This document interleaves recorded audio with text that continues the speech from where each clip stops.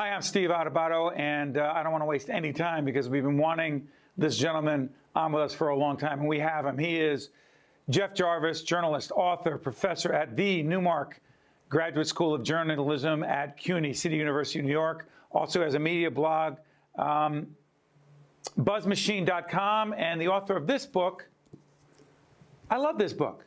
He's got many books, but this one, Public Parts, How Sharing in the Digital Age Improves the Way We Live and Work. Hey, what year was this published, Jeff?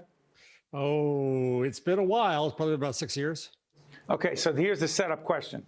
6 years after, the digital age, does it improve, in your view, the way we live and work together, particularly a year plus into this pandemic?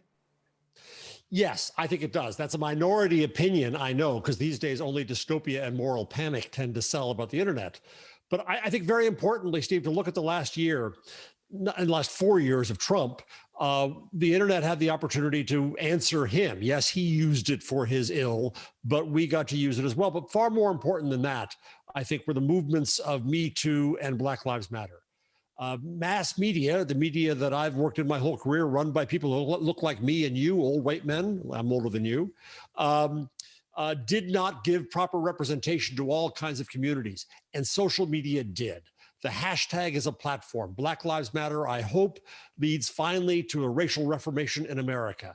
And that's made possible because the internet gave people a way to speak that media didn't. And these days we hear media trying to dismiss the internet and everyone on it. And I think that would be a dire mistake.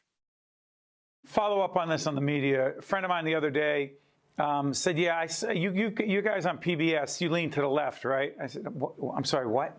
Well, whose side are you on? Are you with Biden? Are you're against Trump? I said, no, we actually try to talk about what's going on and make sense of things. No, seriously, whose side are you on? Here's the question. Have we gotten to the point where the vast majority of Americans simply consume, Jeff Jarvis, what they want to consume or need to consume in their minds via the media that simply reinforces what they think they already believe, versus we don't have a horse in this race. We just want to talk about what's going on and try to make sense of it? Or am I being too idealistic, Jeff? That belief in echo chambers and filter bubbles, I think, was the common belief around the net. But this last year, I read a book by an Australian researcher named Axel Bruns. The book's title is a question: are filter bubbles real? And his answer is no. He pulled together tons of research out there that says that people don't just befriend the people who agree with them. They don't just listen to one side. They are aware of other sides. Do we have a problem in internet discourse? Yes, we do. But I think that's early days, Steve. I think that in a sense, I'm working on a book about the end of the Gutenberg age. And what I've learned, I think, is that the early days of media were conversational. And somewhere along the line with mass media, we lost that ability. We are a society relearning how to hold a conversation with ourselves. So let me ask you, trust, distrust of, quote, mainstream media, President Trump, enemy of the people, Jim Acosta's book of the same title, fake news, all of that. What impact do you believe, Jeff, has it had on people's ability to trust us? I think it's a malign influence, but there's more than just that. Trust in American journalism started falling in the 70s. I've never fully understood why. It could be because papers became monopolies in a lot of towns by then. It could be because the news destroyed Richard Nixon. I don't know why it is, but it started falling then. And there's other factors today. I think that there are malign actors within the media. People say often, well, I don't like the media, but they do like one outlet or another. They like you, Steve Adubato, and they trust what you have to say. But they, in the same breath, could say they dislike the media. I dislike what Fox News has done to American democracy. I dislike what Rupert Murdoch has done to it. That's my view of the media. And actually, I think that in all honesty, the majority of media do have a liberal worldview. And in fact, what that results in is that Gallup had a survey about 2 years ago that said that the single most trusted outlet in news was Fox News. That's because there's one of them and then all the rest of liberal media. So I actually believe we need more conservative media to compete with Fox to change the balance of the ecosystem. But Jeff, respectfully, because I have so much respect for you, people say that as a cliche, but in your case, it's true. But don't we need more? And I'm not going to turn this into a commercial for public broadcasting. You say we need more conservative media. There's America A1 News, whatever the heck it's called. There's Newsmax.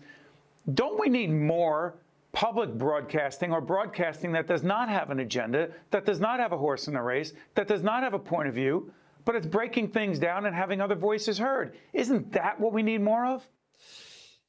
I think media with a public agenda, yes, that's true. But I also think that one thing we've lost in media is a certain transparency, is a certain honesty. Right? The New York Times is basically liberal in its viewpoint. The fact that it wouldn't say that means that a lot of people would not trust it. If I can't trust you to say that, then what else can I trust you with?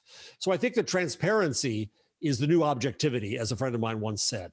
And that we've got to be honest about our own worldviews and our own perspectives and our own lived experience. And then we have to value other lived experiences.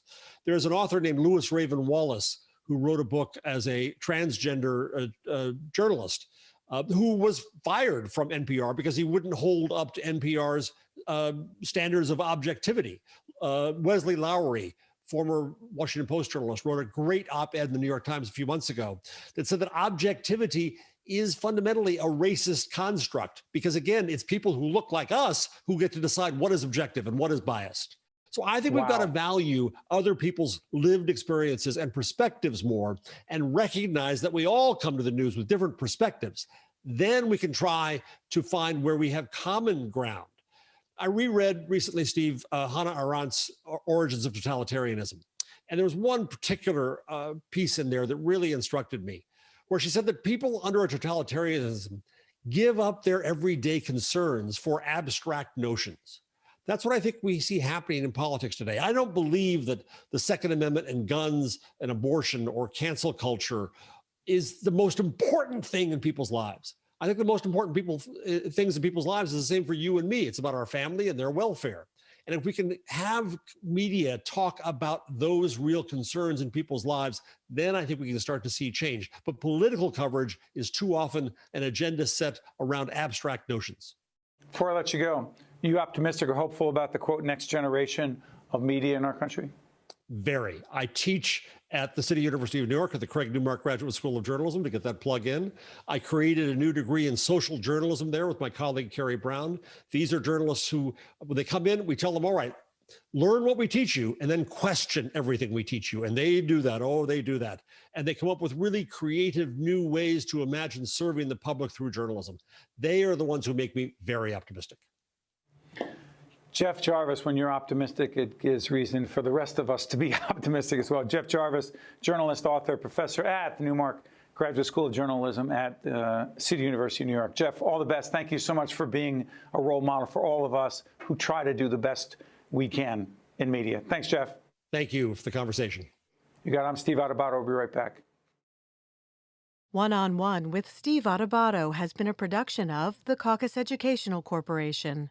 Funding has been provided by the New Jersey Education Association, Horizon Blue Cross Blue Shield of New Jersey, Atlantic Health System, the Russell Berry Foundation, the New Jersey Board of Public Utilities Clean Energy Program, New Jersey Sharing Network, the Fidelco Group, Summit Health, and by NJM Insurance Group. Promotional support provided by NorthJersey.com and Local IQ, part of the USA Today network, and by BestOfNJ.com.